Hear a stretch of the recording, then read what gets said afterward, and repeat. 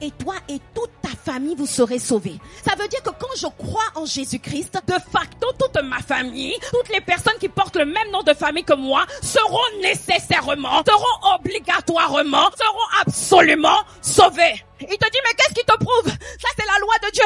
Je dis, ok, là, j'ai pris les lois. Maintenant, je vais aller dans les récits de la parole de Dieu. L'histoire d'une femme qui était prostituée, qui n'avait aucune alliance avec Dieu. Elle s'appelait Rahab. Mais juste parce qu'elle a cru en Dieu, juste parce qu'elle a cru que Dieu était le plus grand, Dieu l'a sauvée elle. Dieu a sauvé tous les gens de sa maison. Je suis en train de faire ma démonstration. Je suis en train de démontrer aux voix. Ce que vous dites, c'est le mensonge. Pourquoi?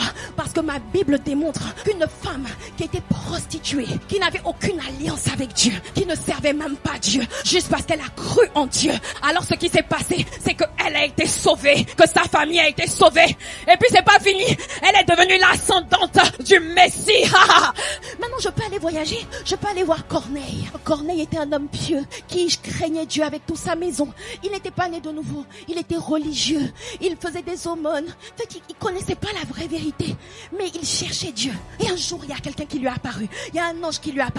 Et après, Pierre est venu. Et non seulement lui, il a été sauvé, mais toute sa famille a été sauvée. J'ai pas fini ma démonstration. L'autre qui était un pécheur, ses filles étaient pécheuses. Ils habitaient à Sodome et Gomorrhe. C'était assis dans le péché. Mais ma Bible dit que le coupable devra sa délivrance à cause de la pureté de tes mains. Même s'il y a des gens dans ma famille qui sont dans la débauche, ce n'est pas l'ampleur du péché qui détermine si Dieu va les sauver ou pas. C'est la grâce surabondante de Dieu. Le diable va venir te dire, regarde comment ils s'enfoncent dans le péché. Regarde comment ils s'enfoncent dans les boîtes de nuit. Regarde comment ils s'enfoncent dans la pureté sexuelle. Et oui, très justement, là où le péché a abondé, la grâce de Dieu a surabondé. Il y a quelqu'un dans sa famille qu'on appelait Abraham. Abraham a intercédé. Et Lot et ses filles ont été sauvés de la destruction.